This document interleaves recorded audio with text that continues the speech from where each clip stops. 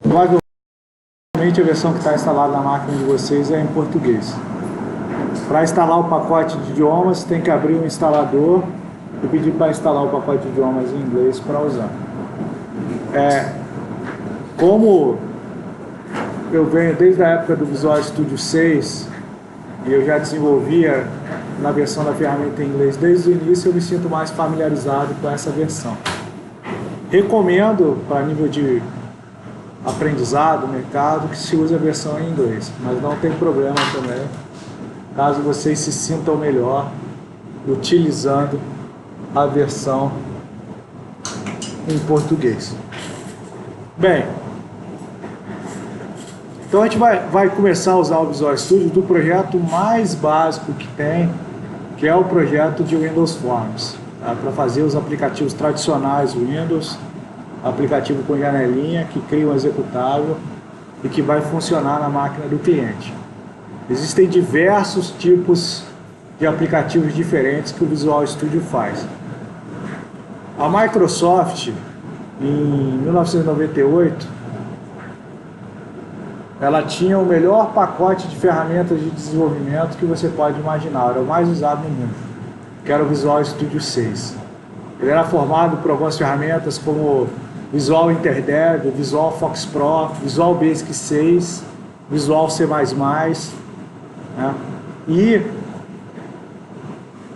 o Java vinha ganhando mercado com a arquitetura e com a estrutura dela, o Delphi estava em alta também nessa época, e a Microsoft resolveu abandonar tudo isso para lançar o .NET Framework.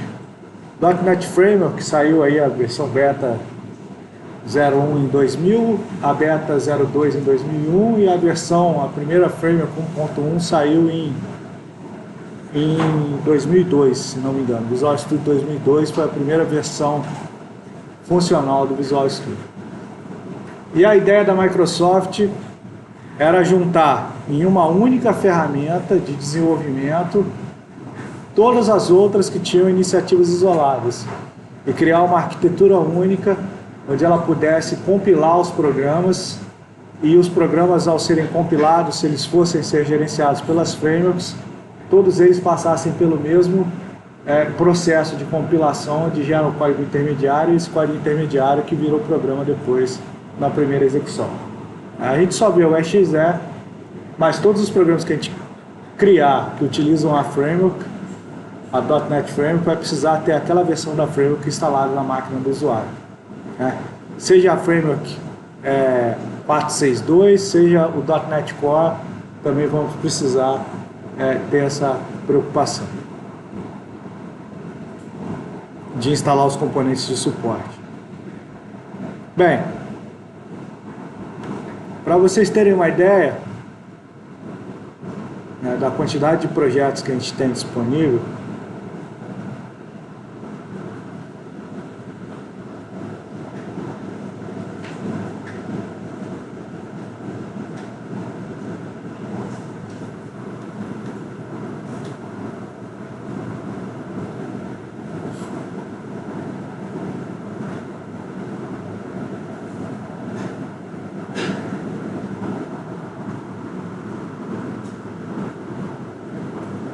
aqui a gente tem as seguintes possibilidades, né?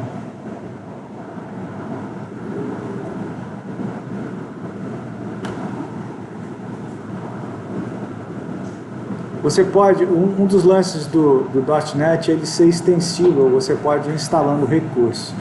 Esses são os recursos que nativamente foram instalados quando eu peguei o instalador do .NET, selecionei as opções. Você pode desenvolver em qualquer uma dessas linguagens aqui. C#, Visual Basic, Visual Basic.NET, C++. O C++ você consegue criar código nativo sem que você gerencie pela framework, e aí ele compila sem precisar da framework, é a única linguagem do ambiente que permite isso. Visual F# aí, que é também, mas todos eles, com exceção do C++ Native Code, viram a mesma coisa. Vai virar o mesmo tipo de programa, vai utilizar as mesmas bibliotecas, você vai fazer o mesmo tipo de programa. E aí você tem alguns outros recursos mais avançados para usar, fazer programa de teste, de instalação, etc. Que não vem ao caso nessa fase que a gente está. Bem, em 2015, se não me engano, a Microsoft comprou uma empresa chamada Xamarin, né? Essa empresa, ela criou um ambiente de desenvolvimento que possibilita você criar um aplicativo e dar build nele para os 3 iOS, os 3 sistemas operacionais de celular, desculpa, tanto para Android, quanto para iPhone, quanto para Windows Phone, né? E ela integrou o Xamarin ao Visual Studio. Você poderia desenvolver um projeto Xamarin dentro do Visual Studio, sem problema nenhum. O Visual Studio 2017 já está com essa integração. Só que não é tão trivial assim. O mundo do desenvolvimento Android está indo para outros rumos, né? Então, talvez o Xamarin amadurecendo mais, a gente consiga usar ele de uma forma mais fácil. Mas não é o caso. Bem, todas essas subdivisões aqui, ó, são tipos de projetos diferentes que você pode fazer em .NET. Aqui usando o .NET Core, né, a gente pode fazer aqui, ó, projetos para rodar a plataforma Windows. Esses aqui são os projetos clássicos dentro da Framework para você fazer aplicativos que vão rodar direto no Windows com a Framework, esses de janelas. O .NET tem uma tecnologia que é muito legal, mas que também não pegou muito bem, que é o WPF, que é o Windows Presentation Foundation. A ideia é você criar aplicativos com interfaces ricas, né, mais evoluídas que esses aplicativos normais. Era a mesma filosofia do Silverlight.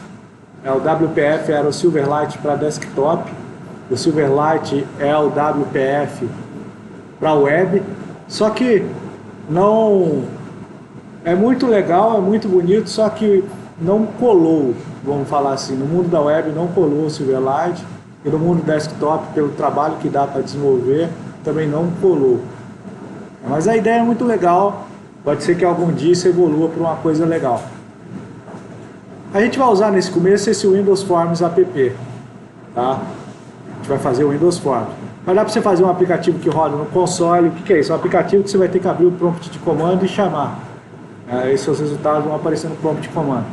Isso aqui é a DLL, você pode criar DLLs, a gente vai criar DLLs aí durante o nosso ciclo de desenvolvimento. Windows Service para rodar no painel de serviços do Windows.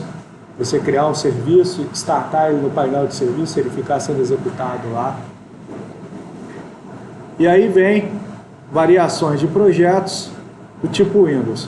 Web, a gente vai usar aí ASP.NET Web Application, ASP.NET Core Web Application. São os dois tipos que a gente vai usar. Tem variações das versões anteriores, né, que a gente pode usar, mas a gente vai ficar aqui nessa Web Application, quando a gente for usar ASP.NET MVC, ou na Core Web Application, para já usar a .NET Core. Aqui é a ideia. Aplicativos integrados ao Office e ao SharePoint, ele já tem acesso aos componentes do Office. Se quiser fazer um aplicativo que vai carregar um documento hoje, um aplicativo que vai carregar uma planilha Excel, vai automatizar uma planilha Excel, um aplicativo que vai interagir com o SharePoint, um aplicativo que vai interagir com o Outlook, você consegue fazer por aqui, né? Os aplicativos do .NET Core, né, usando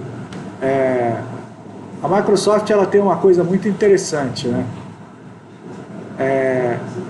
A Framework 1.1 ela foi abandonada e criaram a Framework 2.0. Aí naquele momento a Microsoft jurou de pé junto que nunca mais ia mudar a Framework a ponto de ela ter que começar de novo. E aí ela vem evoluindo, Framework 2. alguma coisa, Framework 3.0, a Framework 3.5 que trouxe algumas coisas legais, a Framework 4.0, 4.5, 4.6, 4.62 e por aí vai. Aí a Microsoft falou, não vou lançar a Framework 5.0, eu vou lançar o .NET Core. Aí lançou o .NET Core 1.0, foi isso. né, onde ela mudou um pouco a filosofia, porque a Framework ela roda principalmente em dispositivos da plataforma Windows, que tem a Framework desenvolvida e instalada, e o objetivo do .NET Core é ser transplataforma, é ser multiplataforma, rodar em qualquer ambiente, etc. Né? Mas ela não quis chamar de Framework 5.0, ela quis chamar de .NET Core, e ela mudou completamente a ideia em relação, não mantém a paridade, né, de integração, etc. É um desenvolvimento um pouco diferente em relação ao .NET Classic. O tradicional aqui é para desenvolver para Android, usando Xamarin, desenvolver para nuvem, já integrado aos serviços do Azure. A gente pode fazer desenvolvimento direto integrado. Os cross-plataforma em relação a mobile, para você buildar em Android e iOS, o mesmo aplicativo, ele vai rodar. Né? Se quiser fazer algo exclusivo de iOS, aplicativos de teste, para você fazer unit test, né? Para você automatizar os testes. Esse cara aqui eu não faço ideia o que é, talvez seja o patrulha digital, mas realmente eu não faço ideia, nunca tive curiosidade. WCF é para você fazer outras coisas, mas ele é usado principalmente para web service. Você vai criar um web service para você fazer comunicação sistema a sistema, você vai usar WCF. E tem projetos de workflow que usam uma tecnologia chamada Workflow Foundation, que é para você fazer a automatização de workflows de forma visual. Só que esse também não colou muito bem, tá? Não é legal. E em todas as plataformas, em Visual Basic, tem os mesmos projetos. Só que aqui vai usar Visual Basic.NET. Tem os mesmos projetos. Aqui tem menos até, porque não deve ter feito a transcrição. Tá? Algumas coisas para você trabalhar acima, para programar jogo. Algumas já integrado a Unreal, fazer com outras bibliotecas, etc. Então, no primeiro momento, a gente vai entender o ambiente. Você vai usar o Classic Desktop, vai usar o Forms app.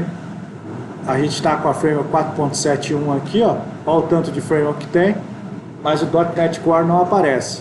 Né? Se não me engano, o .NET Core vai aparecer com esse cara aqui, ó.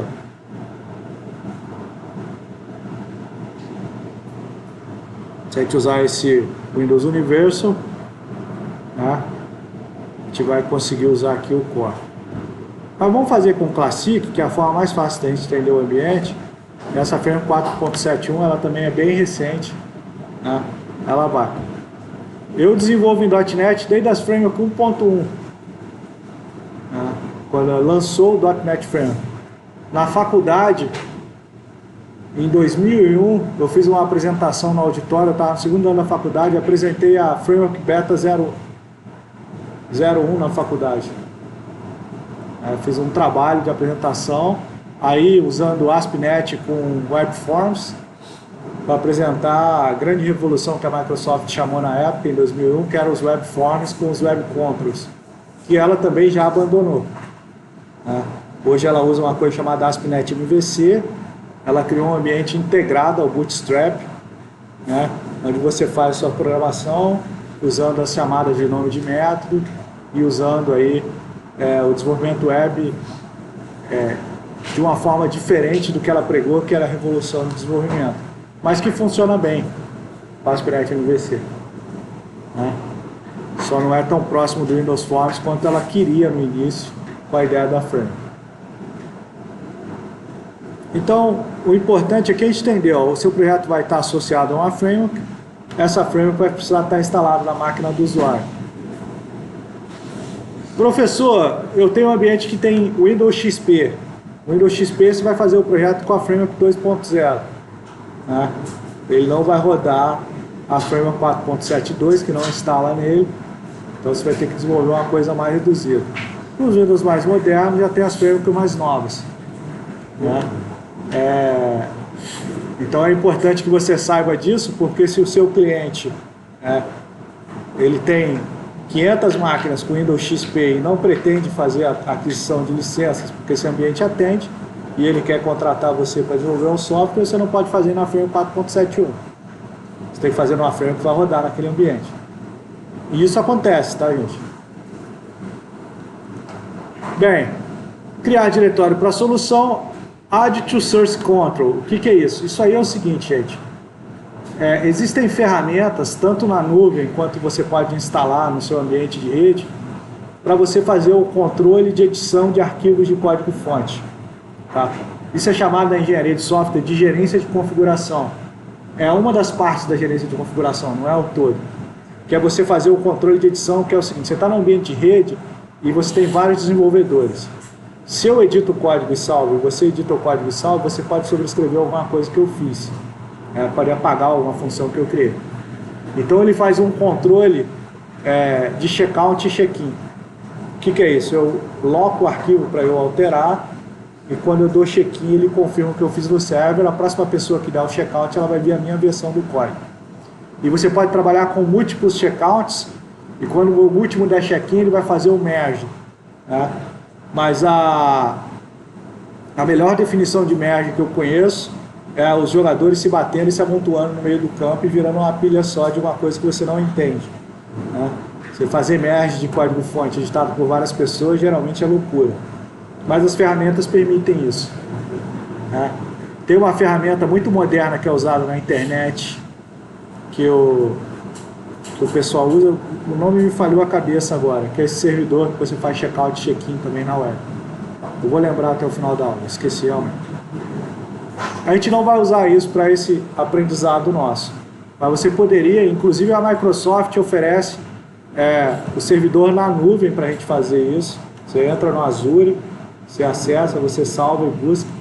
Quando você for fazer trabalho em grupo, você pode colocar o seu código lá, dá check-in nele, outro grupo vai, baixa o código e edita. Não precisa ter uma cópia do código em cada máquina. Essa é a ideia do Team Server, né? Do Source Control aqui com o Team Server. Esse aqui é o controle de fontes, né? A gente vai usar C#, tá? Para fazer os nossos projetos. A gente podia estar usando Visual Basic.NET, podia estar usando outra coisa. Só que a gente vai usar C# para aproveitar o conhecimento que vocês vêm do primeiro ano. No primeiro ano vocês viram algoritmo em C.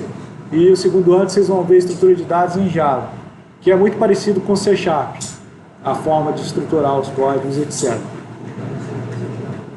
Para você ter ideia, o C# foi criado com a ideia de absorver os desenvolvedores de C que iam para o ambiente Microsoft, que não desenvolviam Visual Basic, e os desenvolvedores de Java, para eles pegarem e se familiarizarem. Então, a gente não vai ter problema com essa transição. Obviamente, o ambiente é diferente, a gente vai se habituar. Então, a gente vai ter o nome da solução, tá? O nome da solução, a gente vai chamar aqui de primeira aula 2019. O local onde a gente vai salvar, a gente vai salvar esse local aqui, né? Lá no nosso C, aulas, linguagens, 2019.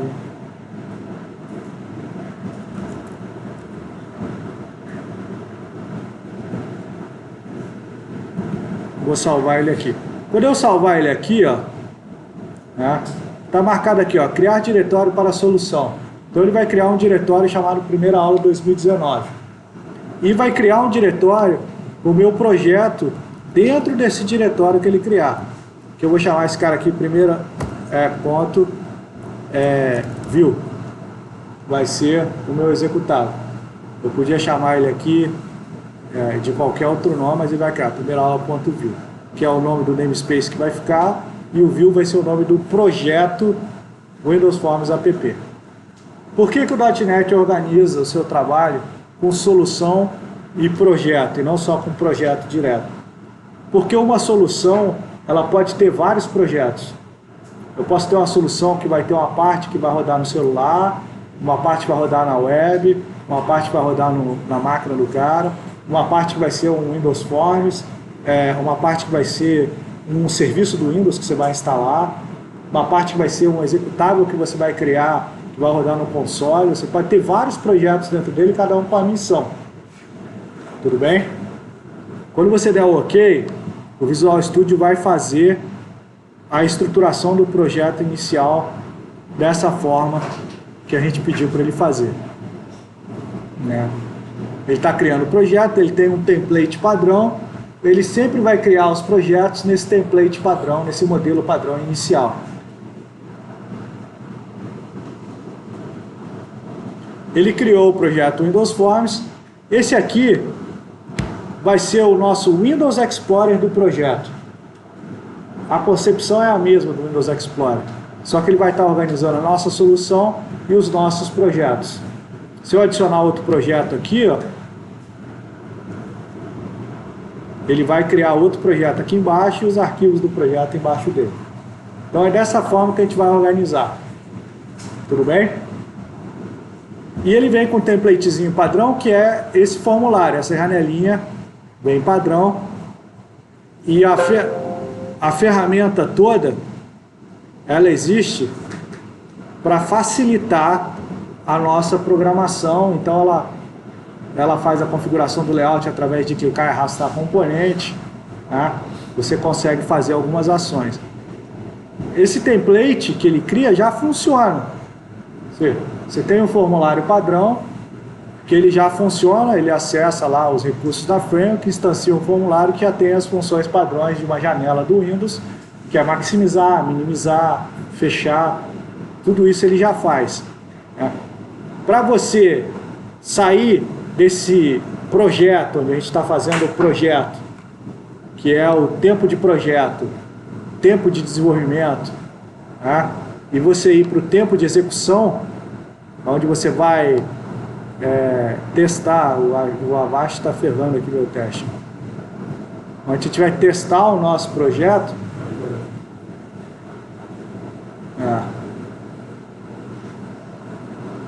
O Avast não gostou muito da gente, não. Mas ele vai aceitar, gente. Só ter calma.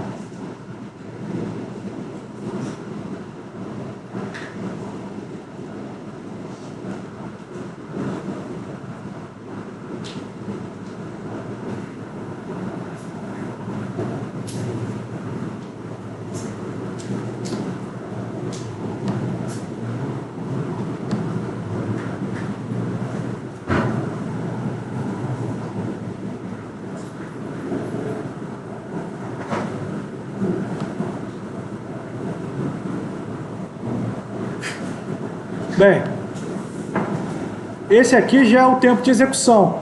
Ele compila o projeto. Se ele conseguir compilar, ele gera um exe novo e você está executando aqui o executável que ele criou para esse aplicativo. Esse executável fica lá na pasta do projeto. Olha lá, ó. Se você entrar aqui na solução, clicar com o botão direito, você consegue abrir essa pasta no gerenciador de arquivos, né? No Windows Explorer. Ele vai abrir, ó, ele criou o arquivo da solução e o arquivo do projeto. Aqui dentro, cada carinha desse aqui, ó, é um ou mais arquivos. Ele jogou os arquivos aqui dentro, ó, um ou mais arquivos. E aqui dentro da pasta bin, a gente está em modo de debug, ó. Então ele vai criar dentro da pasta debug. Ele criou o exe, que é o aplicativo, né, que ele executa. Estou executando direto o exe agora sem ser pelo Visual Studio para fazer a simulação. Então esse é o último cara que ele conseguiu buildar.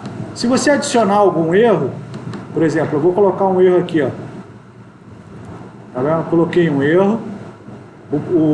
A interface, ela faz a validação de build. Se você tiver erro, ele não vai deixar buildar. Ele vai dizer para você que está faltando ponto e vírgula, que não tem o XX nesse contexto. Ou seja, seu programa está errado. Se você mandar executar, ele vai te avisar, ó, tem erro. Se você rodar, ele vai pegar o último executável. Beleza? O que o aluno faz? O aluno marca aqui e manda executar.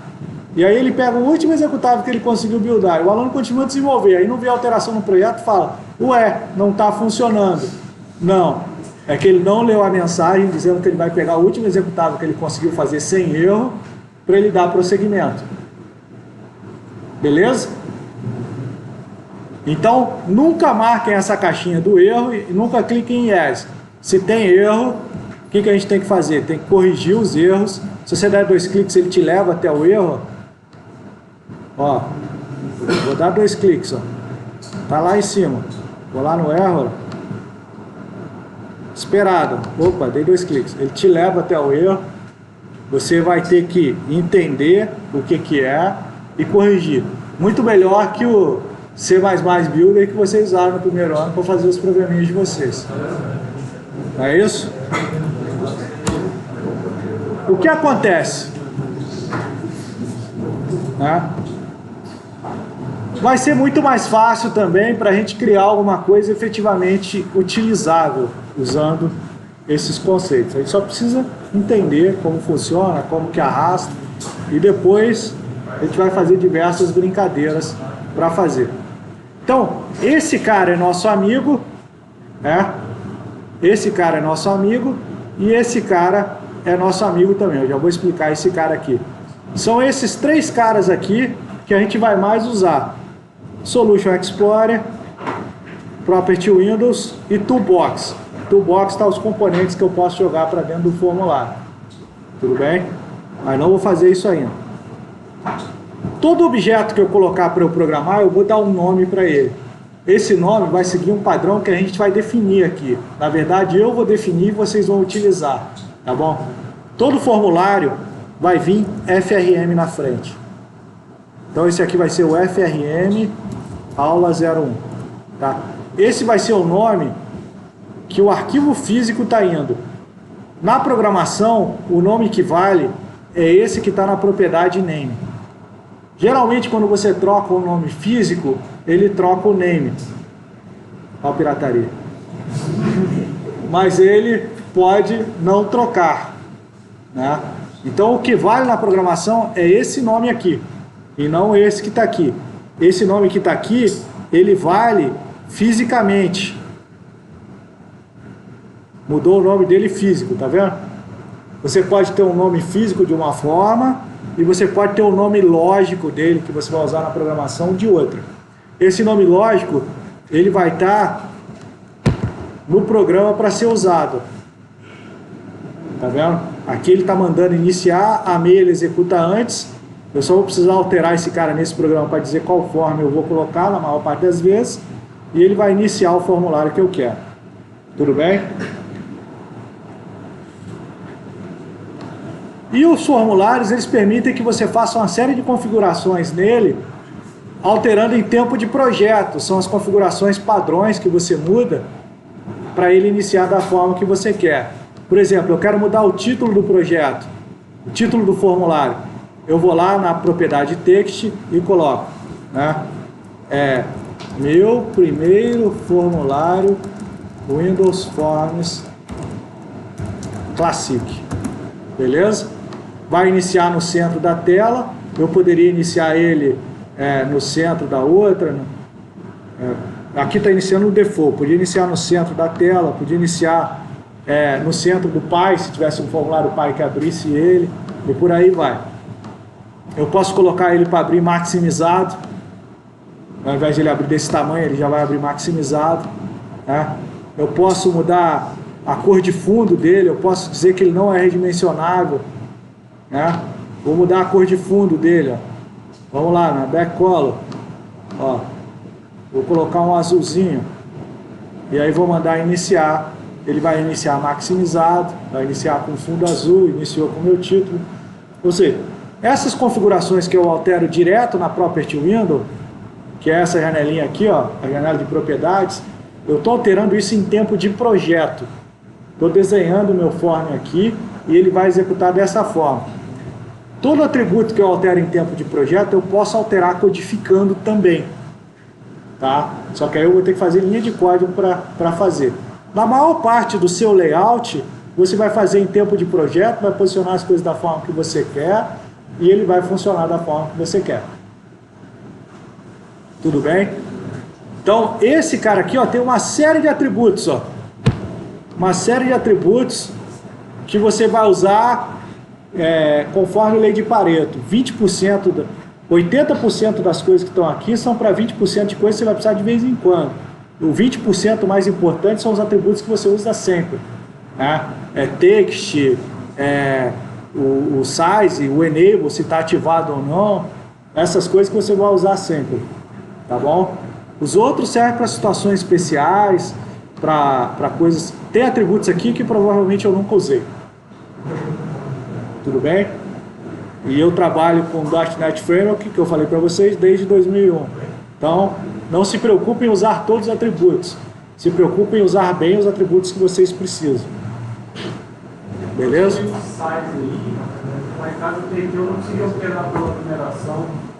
Então, o size você tem que abrir ele e alterar a largura e a altura. Mas ele não deixava ele alterar. Aí eu não sei, provavelmente você estava executando o projeto, ele não deixa você alterar atributo. Se estiver executando, você tem que... Ó, estou executando. Aí cliquei, vou alterar. Ó. Vou alterar aqui um property, ele nem exibe. Se eu apertar F4, ele vai trazer a barra de property. Nem trouxe. Né? Devia trazer. Essa versão nem traz.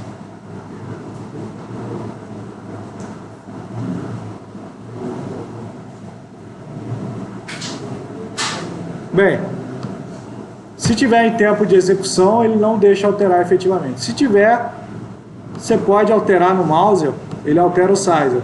Tá vendo? Se você alterar na mão, ele altera também. Não tem problema. Às vezes você executa o projeto, ó, e ele criou aqui, aí você volta para cá, ó. Ah, ele não altera o size. Não altera. Professor, deu pau.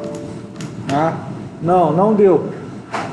Porque você está executando, aí você pode interromper ele clicando aqui no Stop Debug. Mesma coisa, ó. F5 ou Start. Ele vai executar o projeto. Se você apertar F5, ele também vai executar o projeto para você fazer. Então, agora eu quero para o trabalho bimestral que vocês façam. Não, ainda não, né? Está cedo. Bem, vamos lá. A outra coisa que a gente tem que conhecer agora são os componentes, tá? Todos esses componentes aqui, ó, eles podem ser adicionados em projetos Windows Forms. Todos esses componentes aqui, ó, All Controls, ó, All Windows Forms, todos esses são padrões. Mas você tem mais disponível, né? Se você vier aqui, clicar com o botão direito, né, escolher Choose Itens, ele vai abrir uma série de outros componentes para você estar adicionando aqui na Toolbox e utilizar. Ah, professor, eu vou precisar fazer isso? Em 99,9% das vezes, os componentes padrões, e poucos deles já vão ser suficientes para fazer seu aplicativo. Tá bom? Eu estou mostrando aqui. Ah, eu vi um componente legal na net, quero instalar e quero usar. Você pode baixar o componente, instalar ele na sua máquina, fazer referência a ele, adicionar ele na Toolbox. Dessa forma. Tá? Tem empresas, inclusive, especializadas em criar componentes que facilitam sua vida para você adicionar no seu projeto e fazer. Né? Componentes que geram gráficos, componentes com grids maravilhosos, com tabelas maravilhosas, etc. Tá? Aqui ele vai carregar todo o meu conjunto de componentes. Vai demorar pra caramba, eu vou cancelar isso aqui. Tá? Para a gente fazer. Então a gente vai usar os padrões. Na maior parte das vezes é o que a gente vai fazer. Tá? A gente tem componentes. Tá vendo? Ele tem até uma basinha chamada Common Controls. Ó. Esses são os controles mais comuns. Raramente a gente vai sair daqui dos Common Controls. Né? Raramente a gente vai para outros locais. Né? A gente vai passar a maior parte da nossa vida usando esses Common Controls. Então aqui, ó, o label. O label, ele é um identificador. Ele serve tanto para você tem nome, que é o atributo, é o nome lógico dele que eu vou usar na codificação, e tem o texto, que é o que vai aparecer para o usuário. Tá? Eu posso usar ele tanto para identificar os meus campos, quanto para colocar informação nele. Tá? Eu vou usar ele para identificar meus campos. Se você segurar o Ctrl e arrastar, ele cria uma cópia. Segura o Ctrl, arrasta para baixo, ele cria uma cópia. Aí eu vou colocar o nome. O label, ele vem com a propriedade auto size ligado. Significa o quê? Que ele se auto-redimensiona. Você pode ter algum label que você não queira auto-redimensionar. E aí você vai fazer de outra forma. O Visual Studio é legal, que ele tem ferramentas para facilitar a nossa vida em relação a alinhamento, em relação à mobilidade. Por exemplo, ó, quando você arrasta, ele indica para você se está alinhado ou não. Se você tiver vários e quiser fazer, você pode marcar os vários e alinhar. Ele faz o alinhamento. Então essas ferramentas são para você agilizar o desenvolvimento. Tudo que você está fazendo aqui, o Visual Studio trabalha num arquivo chamado designer.cs. Ele cria esse arquivo e ele faz todo o código que vai ser o posicionamento desses caras, o texto que você está colocando, tudo isso ele está fazendo para você. Entendeu? Recomendo que não mexamos nesse arquivo nunca. Tá? Deixemos esse arquivo por conta do Visual Studio e que a gente trabalhe aqui dentro do Visual Studio. Mesma coisa, ó, LBL nome, é o nome lógico. Tá? É o nome lógico. Tem um outro componente que a gente vai usar muito no nosso aplicativo, são os text box. O text box é que tem interação com o usuário. Ele permite que o usuário digite valor dentro dele. Tá? Também vai ter nome, observe, a gente usou FRM para form, LBL para label, e a gente vai usar o que? TXT para caixa de texto. Por que a gente está definindo padrões de nomeações de componente? A tela vai ter dezenas, centenas de componentes. Se você souber que todos precisos por LBL é label, que todos precisos por TXT é caixa de texto, que todos precisos por GRD é grid, você sabe com o que você está lidando só lendo o seu código. Você sabe se você está alterando uma caixa de texto, se você está alterando um label, se você está alterando um grid. Né? Então esses padrões vão facilitar a nossa leitura de código depois, que é o que a gente quer facilidade, a gente não quer dificuldade. Beleza? Então ele vai ter nome, ó, TXT matrícula. Eu não vou colocar text nele, ele não vai vir preenchido. Se eu colocar text, ele vem preenchido por default. Não vou colocar text. Né? Aí ele tem propriedades como text align, né? O tamanho dele.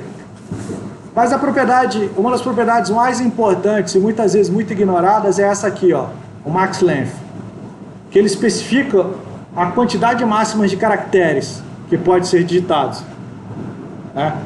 Por que ele é importante e às vezes ele é ignorado? Vocês já viram em banco de dados que quando você define uma tabela no banco, essa tabela tem um tamanho. Você coloca lá, baixar 5, você coloca um int. Isso significa o quê? Que esse campo que você reservou lá no banco de dados, ele tem um limite. Quando você dá um insert ou um update no banco de dados e você coloca um valor maior que aquele banco, que aquele campo suporta, o que o banco vai te retornar? Vai te retornar um erro. Vai dizer que não pode inserir aquele registro, porque está maior. Né? Esse erro vai ser retornado para a sua aplicação. A sua aplicação vai receber esse erro. E vai retornar esse erro para o usuário, se você não tratar. Né? A melhor forma de tratar erros é o quê? É evitar que ele aconteça. Guardem isso. A melhor forma de evitar erro de programação é evitar que ele aconteça e não tratar o erro depois que acontece. Beleza? O que significa evitar que ele aconteça? Se eu tenho um campo que só permite 10 caracteres, o meu max length vai ser 10. Por quê? Porque o usuário nunca vai conseguir digitar 11. E ele nunca vai mandar 11 caracteres para o banco de dados. Tá bom? Professor, oi? é bom botar o aviso do cliente máximo de 10 caracteres antes de digitar? Cara, isso é uma prática que a gente usa no placeholder da web, né? quando você não vai usar label.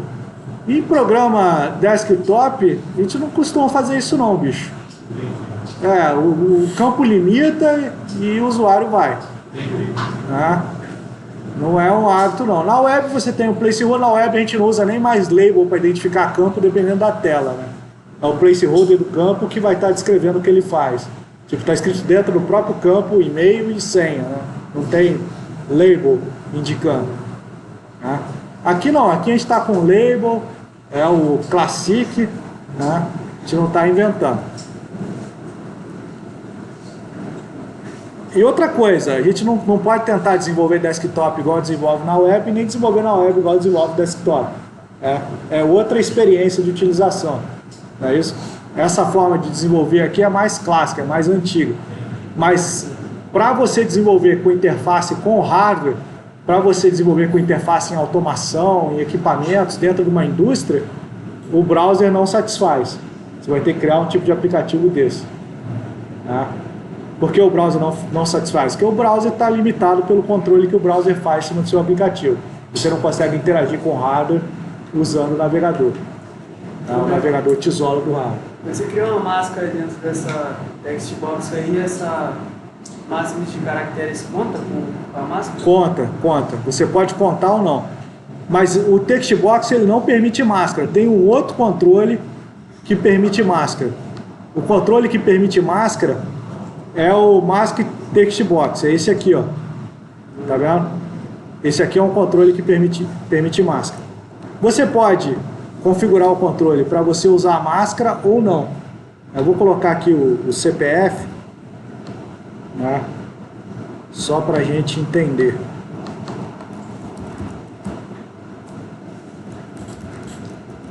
Esse aqui é o tá vendo? Alterei o name, não mudou o text. Para mudar o text tem que ir lá na propriedade text e alterar aqui para CPF, meter um alinhamento aqui. Tá? O Mask Text Box a gente vai usar MSK ao invés de TXT, tá? E ele tem o atributo mask. Tá? O atributo mask ele vai definir as máscaras possíveis. Ele vem com um monte de máscara já pronta que você pode colocar, tá bom? Mas você pode usar o 99 aqui, ó.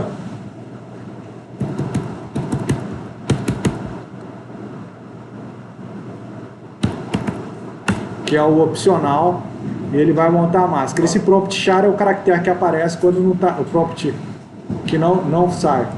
Você pode dar um espaço, que aí ele troca o sublinhado por espaço e fica dessa forma. Configurar a largura de campo, você pode digitar o valor dentro dele de 50 caracteres e dimensionar a largura. Eu não vou perder tempo configurando aqui, mas você, no programa que você faça plausível, você vai fazer. O .NET tem algumas coisas legais que o Visual Basic 6 não tinha, por exemplo. Você pode ancorar seus controles para redimensionar junto com a janela. Por exemplo, aqui ó, o nome eu vou usar Max Length 50. Esse aqui eu não preciso colocar Max Length porque a gente definiu a máscara. A máscara vai amarrar ele ao delimitador. Não faz sentido ancorar esse campo aqui ao form. Mas vamos dizer que eu quisesse que ele redimensionasse junto com o form. Eu podia usar o atributo de ancoramento, ancorar ele à direita, ó, e aí quando redimensiona, ele vai redimensionar sozinho. Eu não preciso programar esse esforço. Ele vai fazer. Como eu vou executar e não tem erro, ele já vai executar o projeto com essa cara que eu quero. Maximizou. Se abrir ele com o tamanho, ele abre. E já está lá, ó, 10 caracteres. Não aceita mais, ó. Aqui só aceita 50. Não aceita mais. Coloquei 50. Parece que tem menos, né? E aqui é a máscara. E o mask, ele só aceita número porque a sua máscara é de número. E ele já colocou os pontos no lugar que a gente definiu para ter ponto. Do CPF. Deixa eu ver o max length que a gente colocou aqui. Colocou 50, aquilo lá tinha 50 caracteres. Não parecia, né? Parecia menos, mas tinha 50. Bem, vou tirar o maximizar, vou colocar para abrir normal. Então essa configuração é toda visual de início, né? E aí começa a vir o cara aqui no projeto Windows Forms, vão estar a maioria das nossas ações, que é o que? É o botão de comando, o famoso botão. Então o botão de comando você coloca, o botão é configurável, aceita uma série de coisas para a gente fazer, aceita imagem, aceita formatos diferentes, né? Você pode configurar ele e ele vai ganhar o nome aqui para a gente. Opa, travou. De BTN, tá? BTN é o prefixo que a gente vai usar para botão. Esse aqui vai ser o BTN transfere texto, tá? E a gente vai colocar aqui, ó, o texto dele de transfere. Você pode mudar o backcolor dele, pode colocar uma imagem no fundo, ele aceita que você coloque botão, tá? Vamos ver se a gente acha alguma coisa aqui para colocar. Não é legal aquela foto lá, né? Se você quisesse colocar uma foto nele, você poderia colocar, né? Ele aceita que você coloque imagem, que você altere, por aí vai, né? Você vai configurar de acordo com a sua necessidade essa imagem desse botão. E o que a gente vai fazer nesse nosso primeiro exemplo? A gente vai transferir os textos que a gente digitar aqui para uma caixa de texto embaixo. Vou colocar uma caixa de texto embaixo, vou colocar aqui ela como LBL mensagem, vou desligar o auto size dela, tá vendo?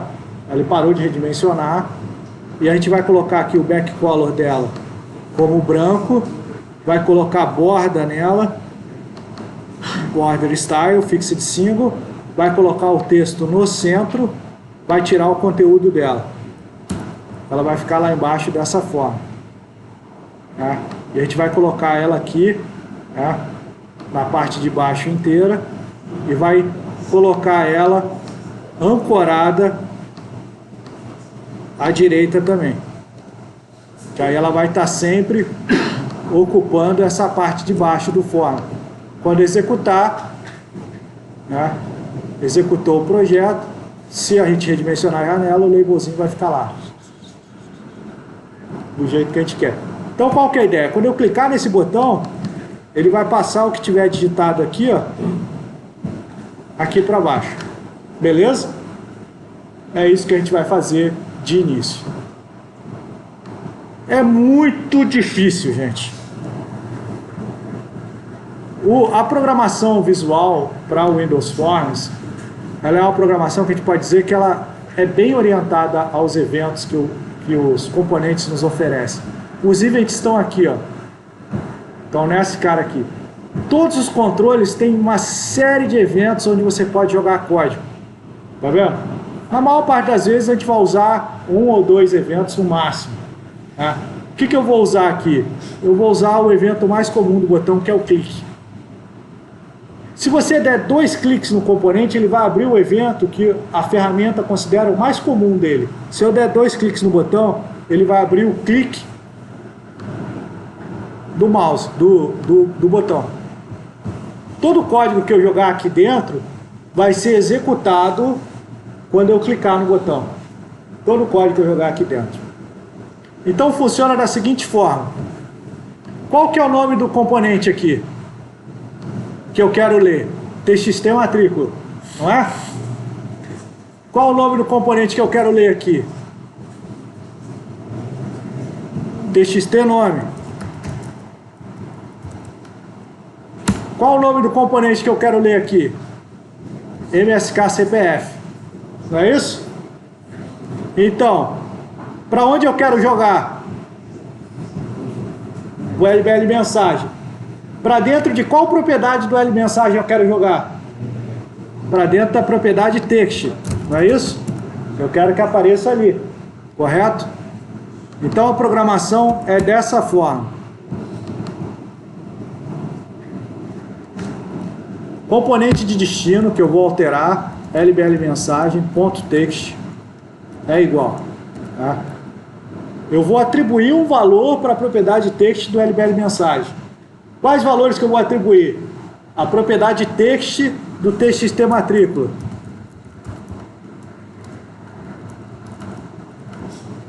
Vou concatenar com a barrinha aqui que eu quero colocar. A propriedade text do TXT nome. Vou colocar uma barrinha dividindo. Opa, vamos lá. Mais a propriedade text do CPF. Ponto e vírgula. No final, o famoso ponto e vírgula. Então, quando eu executar, digitar aqui a minha matrícula. Essa foi minha matrícula na faculdade.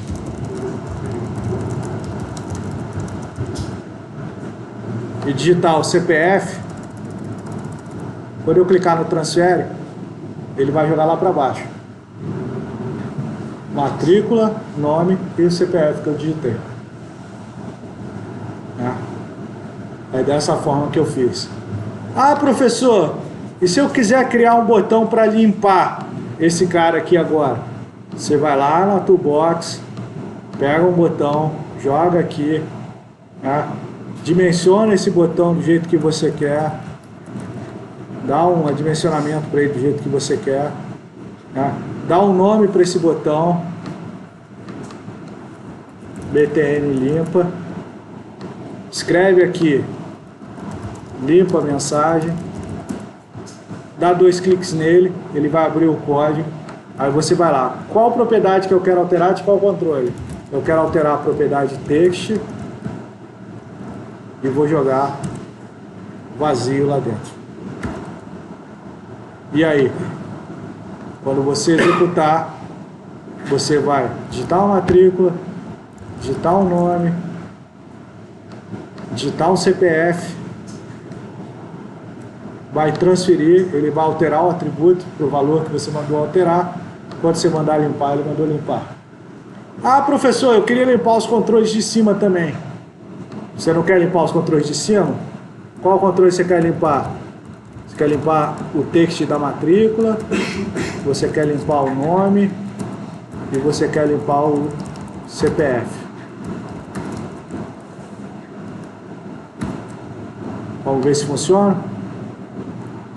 Isso é uma coisa que em programação parece que acontece de uma vez só, né? Mas você tem que fazer um comando para cada, do jeito que você quer.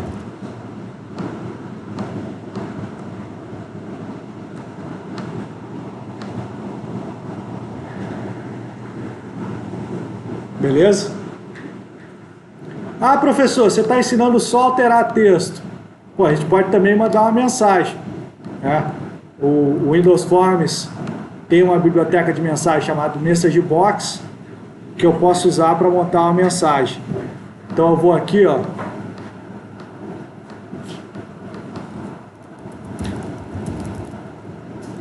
mensagem, exibir mensagem. Você vai clicar, ó, ele vai abrir o clique, tá vendo? Ó, os cliques, ó. Os cliques são diferentes, ó. O clique do transfere, o clique do BTN limpa e o clique do mensagem. Beleza? Só acontece quando você clica. O código fica inerte lá esperando, torcendo para alguém clicar nele. Clica em mim para eu agir, clica em mim para eu agir. É igual estátua, né? Aí quando você clica, ele faz. Tem uma biblioteca chamada Message Box, que é a nativa do .NET, que ele tem o show, onde você vai colocar o mesmo texto aqui, ó. Vou colocar o mesmo texto.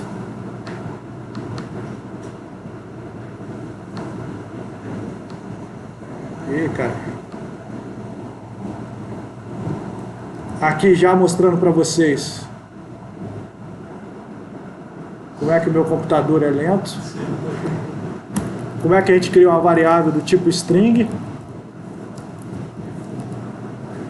Criou uma variável chamada MSG, que vai pegar e vai ler esses 3 valores, né? E aqui eu vou colocar o nome da variável, o tipo de mensagem que eu quero, né? Aqui é Você pode configurar a mensagem de todos esses tipos diferentes, com todas essas assinaturas. Se você deixar padrão, ele só vai exibir o botão OK, né? Mas eu quero usar o nome do product name aqui. Aqui eu quero escolher o tipo de botão e aqui eu quero escolher o ícone. Quero colocar com exclamation, né? Isso aqui é configuração de como você quer a sua mensagem. Esse product name é uma variável interna que você configura no Windows Application. Aqui, ó, property, né? Assembly information, product. Eu vou colocar aqui primeira aula do Brenner, né? Vai ser dessa forma. Ah, professor, eu não sei o que ele está fazendo passo a passo. Observe o seguinte, gente, eu estou ensinando um monte de coisa ao mesmo tempo que vocês vão ter que ver o vídeo umas 10 vezes para vocês entenderem tudo, tá? Mas a ideia é essa mesmo, a gente ser proveitoso. Coloquei um ponto de parada para debugar. Isso aqui é muito útil para debugar, coisa que é uma maravilha em relação ao que vocês estavam acostumados no passado. Mandei executar, né? Mandei executar, não tem erro, ele vai criar o exe, está em debug, ele vai entrar no debug. Vou digitar a matrícula, 257.074. Minha matrícula de aluno na Dom Bosco.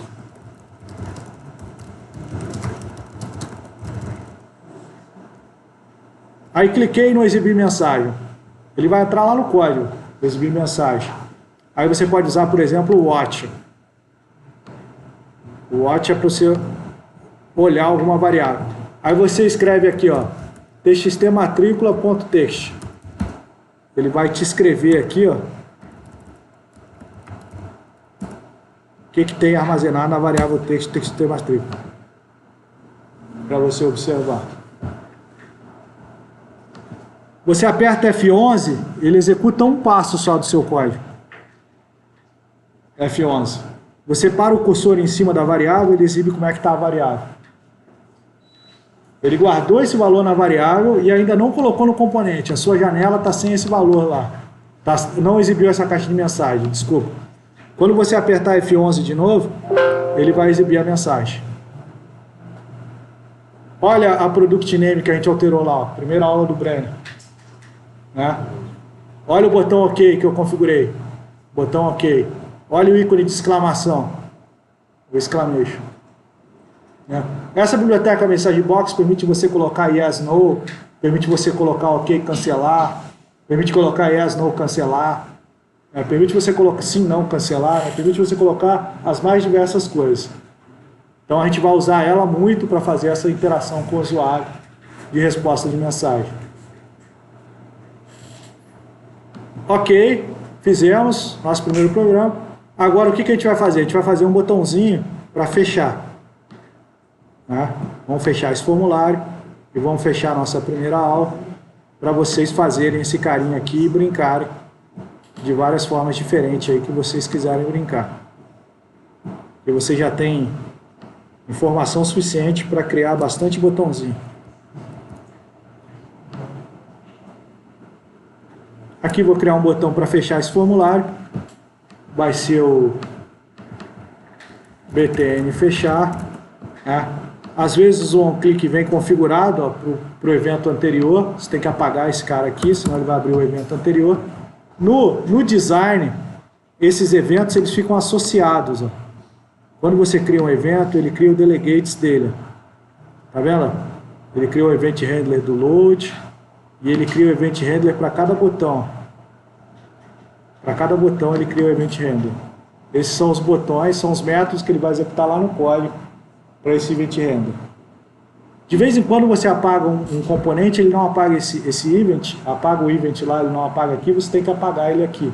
Você vai ter que alterar o design dessa forma. Aqui o fechar, vou dar o nomezinho dele de fechar. Muita informação ao mesmo tempo, né, gente? Fechar. Vou abrir o botão fechar e vou dar aqui o this, que é o próprio objeto que está instanciado dessa classe, ponto close, é o formulário falando para ele mesmo que ele quer fechar. Executou.